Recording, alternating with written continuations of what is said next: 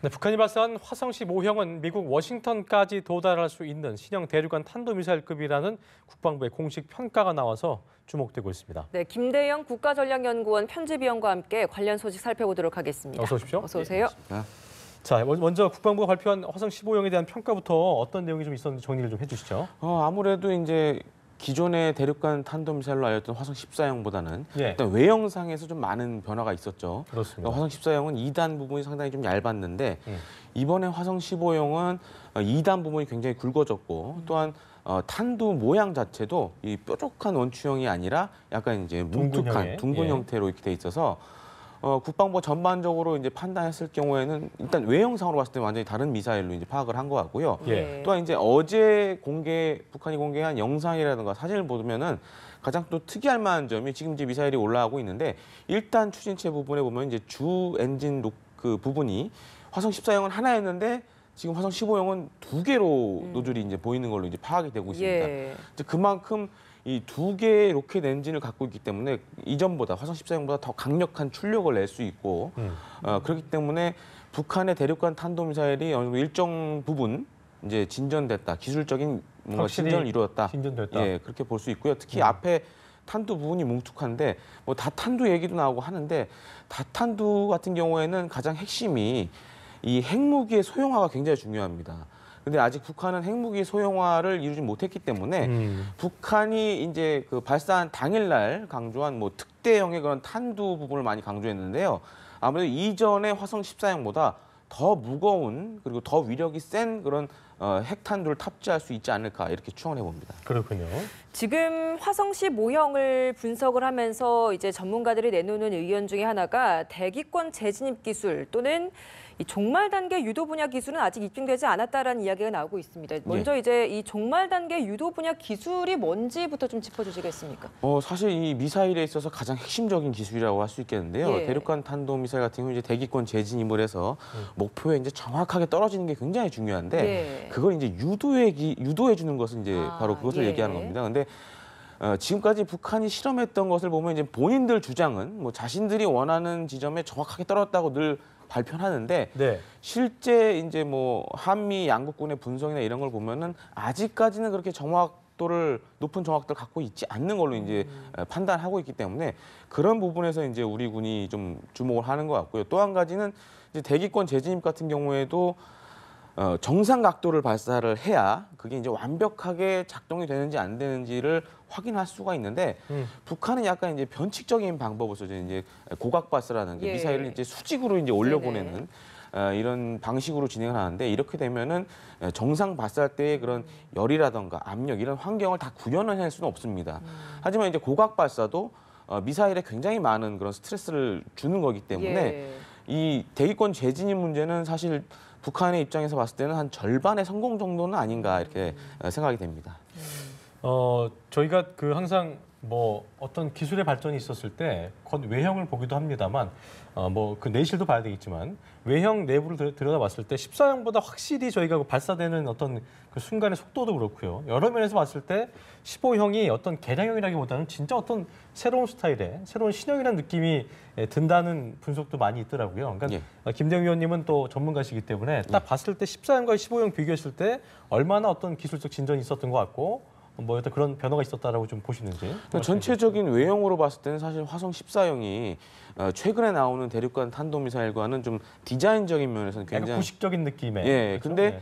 화성 15형이 오히려 그 굉장히 올드한 예를 들어서 이제 1960년대 나왔던 미소의 그런 대륙간 탄도미사일 모습과 굉장히 흡사합니다. 15형이요? 15형이요. 예. 근데 이제 중요한 게 1960년대 이제 미국의 타이탄이라는 대륙간 탄도미사일이 있었는데 이거 같은 경우에는 지금도 미국 역사상 가장 강력한 대륙간 탄도미사일로 기록이 됩니다. 왜냐하면 이 탄두 탑재 중량이 어마어마했고 또한 폭발력 자체가 거의 메가톤급이었기 때문에 그런 분석이 나왔는데 문제는 이제 미국의 많은 전문가들도 이게 북한판 타이탄 대륙간 탄도미사일이라고 할 정도로 그만큼 추력, 특히 이제 미사일이 올라가는 그런 속도라던가 그다음에 탑재할 수 있는 중량 같은 것이 북한이 여지껏 개발한 그 어떤 미사일보다도 가장 많지 않나 그리고 많이 실을 수 있지 않나 이렇게 판단하고 있습니다. 그렇군요. 끝이 뭉툭한 것이 바로 그 요인이 아닐까 싶은데 이 끝이 뭉툭하다는 건 좀 어떤 의미입니까? 아무래도 이제 기존의 화성 14형은 이제 약간 원추형 모양이었는데 예. 그렇게 되면은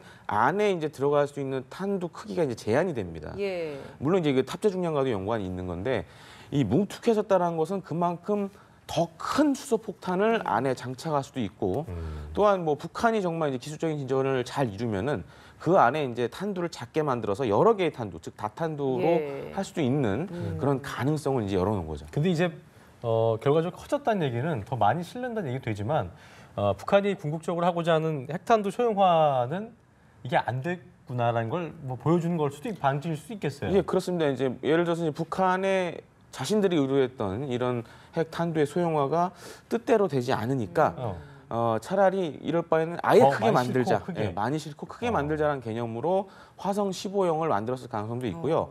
특히 이제 화성 15형 같은 경우에는 이제 로켓 엔진이 주 로켓 엔진 2개인데 사실 이게 화성 15형이 처음은 아닙니다.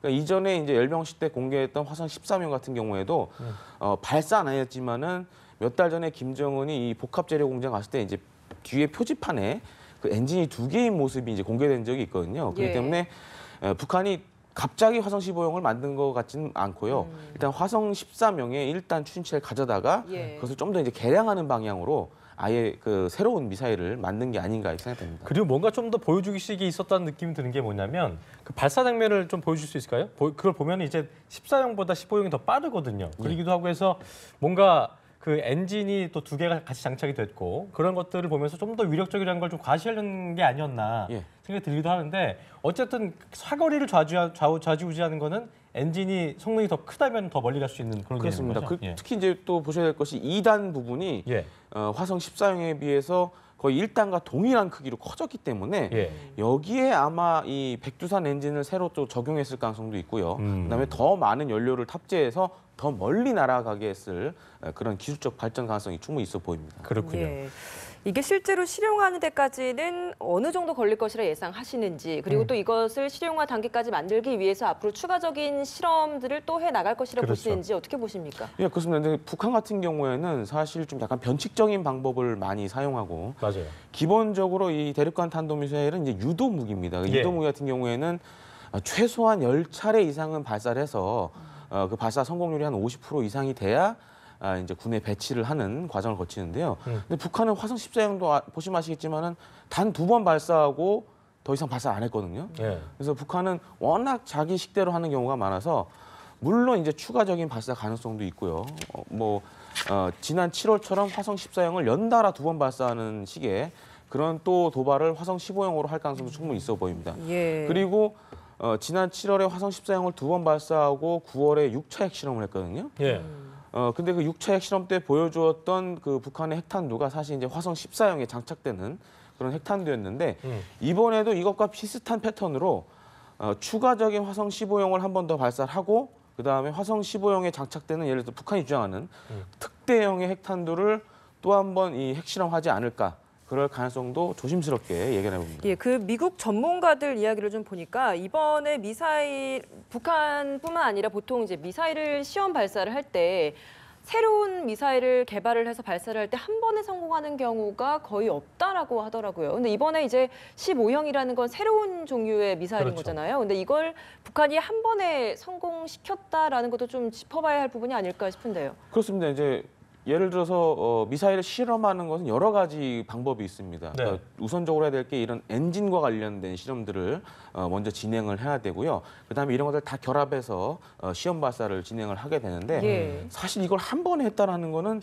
북한이 그만큼 이 미사일 기술에 있어서 전 세계에서 뒤지지 않는 정도의 진일보했다는 의미인가요? 그렇습니다. 실력을 예. 가지고 있다라는 거고요. 사실 우리나라도 여러 차례 이런 미사일 시험 발사를 진행하지만 이렇게 한 번에 성공한다라는 것은 그만큼 이런 준비라든가 이런 것 과정이 굉장히 꼼꼼하지 않으면은 또 발사 과정에서도 문제가 생길 수 있는데 북한은 아마 그런 부분에서 굉장히 엄격한 잣대를 가지고 시험을 진행한 걸로 이렇게 생각됩니다. 우리가 그 미사일을 발사해서 발산됐잖아요. 근데 예. 이제 시청자들은 잘 모르기 때문에 성공을 했다는 개념은 우리가 재진입도 돼야 될 테고 그런 부분이 있어야 될 텐데 그 확인은 안 되기 때문에 성공을 했다 안 했다의 개념은 어떻게 저희 좀 봐야 되는 거예요? 아무래도 이제 군에서 요구하는 그 정도가 그 기준이 어느 정도냐가 굉장히 중요한데 그러니까 북한 같은 경우에 지금 보면은 성공의 기준이 미사일이 발사돼서 그냥 떨어지는 정도로만 생각을 하는 것 같습니다. 낙하까지만 되면 예, 그러니까 어느 정도 뭐 자신들은 뭐 어느 지점에 정확하게 떨어졌다고 얘기는 하지만은 실제로 그것을 이제 북한이 완전하게 파악하는 데는 사실 좀 문제가 있고요. 그렇군요. 그다음에 북한 입장에서는 아마 이 발사 전 과정을 무리 없이 진행했다라는 것을 성공이라는 기준으로 보는 것 같습니다. 알겠습니다. 자, 문 대통령이 트럼프 대통령과 통화하면서 이것도 어떻게 보면 성공의 개념일 수 있겠는데 미국과 일본 같은 경우는 ICBM이라고 어떤 명시적으로 못을 박았지만 우리는 굳이 이제 ICBM급이란 말을 쓰면서 일단 그 이유가 재진입에 성공했다는 걸 확인되지 않았고 또 종말 단계 유도 분야도 그렇고 소형화 기술 확보 여부가 안 됐기 때문에 이거를 ICBM을 할 수는 없겠다라고 하면서 레드라인을 넘지 않았던 상태라는 점을 언급했는데 이거는 어떻게 저희가 좀 해석을 해야 될까요? 사실 이거는 엄밀히 따지면 이제 우리가 북한이 6차례 핵실험을 했지만 네. 핵 보유 국가로 인정을 안 하지 않습니까? 예. 물론 이제 북한은 핵무기를 가지고 그렇죠. 있는 국가인데 그거랑 사실상 똑같다고 볼 수 있겠습니다. 그러니까 만약에 북한의 대륙간 탄도미사일이 성공했다라는 의미는 예. 우리가 그런 식으로 얘기를 하게 되면은 북한 기본적으로 이제 대륙간 탄도미사일은 핵탄두를 장착하지 않습니까? 예. 그렇기 때문에 북한이 사실상 핵보유국이라고 인정을 하는 그런 결과가 될 수 있습니다. 그래서 우리 정부도 그 점을 굉장히 조심스러워하는 것 같고요. 정치적 고려가 좀 있는 예, 발언이라고 볼 수 그렇습니다. 있겠네요. 그리고 예. 또 한 가지 문제가 북한의 대륙간 탄도미사일이 정상각도 발사를 진행한 적이 아직은 단 한 번도 없고 예. 또한 대기권 재진입도 100% 성공했다라고 하기에는 좀 부족한 점이 있기 때문에 우리 정부 입장에서는 아마 이런 점들이 해결되지 않아서 대륙간 탄도미사일급이라는 이런 명칭을 쓰는 것 같고요. 또한 대륙간 탄도미사일로 인정을 하게 되면은 사실상 그 우리 정부가 가지고 있는 그 레드라인을 넘어서는 결과가 되기 때문에 그런 점들을 뭐 국내적이나 국외적인 요인을 감안해서 이렇게 표기를 하는 걸로 생각됩니다. 그렇군요. 네, 문재인 대통령과 미국 트럼프 대통령이 이제 어제에 이어서 또 한 번 그제에 이어서 또 한 번 또 어제 1시간 그렇습니다. 넘게 또 밤에 통화를 했습니다. 이 과정에서 굉장히 한미 동맹을 굳건히 하는 이야기가 오갔을 것이라 생각이 되는데 그 일환 중에 하나가 F-22 랩터 등 이제 미 항공 전략 무기가 다음 주에 연합훈련을 위해서 국내로 속속 들어오고 있습니다. 이런 네. 전략 자산들의 순환 배치가 좀 계속적으로 이어질 것이라 보십니까? 예, 그렇습니다. 이제 11월에 한미 정상회담에서 그런 부분에 대해서 한미 양국 정상이 공감대를 마련했고 또한 예. 트럼프 대통령도 지속적으로 이러한 미국이 가지고 있는 전략 자산을 한반도에 전개시키겠다라고 얘기했기 때문에 예. 이번에 이제 F-22와 F-35가 오는 것도 지난 11월에 항공모함 세 척이 우리 동해에 오지 않았습니까? 그래서 사실상 외부에서 뭐 블록버스터급 전략자산 전개라고 할 정도로 그만큼 대단한 위력을 보여줬는데요. 이러한 전략자산들을 계속적으로 한반도나 혹은 한반도 인근 지역에 배치함으로써 그만큼 북한의 추가 도발을 억제하겠다라는 그런 미국의 의지와 함께 한반도 안보 공약을 확실하게 지키겠다는 그런 뜻도 보이는 것 같습니다. 네, 그 미국이 독자적으로 좀 감행할 수 있는 제재라고 할까요? 미국이 지금 꺼내들고 있는 카드 중에 하나가 해상 봉쇄 카드 예. 아니겠습니까? 예. 이게 경제나 외교적 제재에서 더 이상 개선되지 않는다면 꺼내드는 게 해상 봉쇄라고 하는데 실질적으로 이 해상 봉쇄가 전쟁 선포나 마찬가지다라는 해석도 있던데 이거 좀 어떻습니까? 그러니까 예를 들어서 이제 무력을 사용할 수 있는 군사 제재로 가는 예. 그런 전 단계라고 사실 말할 수 있습니다. 예. 예를 들어서 이제 걸프전이나 이라크전 때 당시에도 이제 이러한 해상 봉쇄가 진행됐고 과거에 이제 영화로도 많이 만들어졌던 그런 쿠바 위기 사태 때도 예. 물론 이제 쿠바에 그런 소련의 핵을 탑재 가능한 그런 여러 가지 미사일들이 배치했을 때 미국이 군사적으로 공격을 할 수 있었지만은 그럴 경우에는 정말 제3차 대전이 발생할 수 있었기 때문에 대신 이제 해상 봉쇄를 이뤘던 적이 있는데요. 그러한 군사력을 통해서 어떻게 보면 북한의 핵 개발을 막아보겠다는 그런 신호로 볼 수 있겠습니다. 근데 예. 가장 큰 문제 언급하신 대로 이 해상 봉쇄라는 게 어디서 시작이 되느냐가 굉장히 중요합니다. 만약에 미국이 북한의 영해가 아닌 공해상에서 만약에 진행이 된다 그러면은 북한 입장에서는 어떤 식으로라도 도발을 통해서 이러한 해상 봉쇄를 막아보려고 이제 노력을 할 겁니다. 예. 그리고 그런 무력을 이용한 만약에 미국의 함정이나 이런 것을 공격을 할 경우에는 확전이 또 될 수 있겠죠. 그렇기 때문에 미국 입장에서도 굉장히 좀 꺼내기 어려운 카드지만은 하지만 이게 의미하는 바는 그만큼 북한의 핵과 미사일 위협이 이전과는 달라졌다. 특히 이제 화성 15형 이후에는 오히려 더 상황이 심각해졌고 화성 15형이 일종의 이제 새로운 게임 체인저가 됐다라는 것을 의미하는 바이기도 합니다. 그러니까 트럼프가 중간중간 그 경고 위협을 하면서 상상할 수 없는 옵션을 얘기했던 것들 중에 하나가 이 해상 봉쇄도 그 일환 중에 하나를 볼 수 있을 것 같은데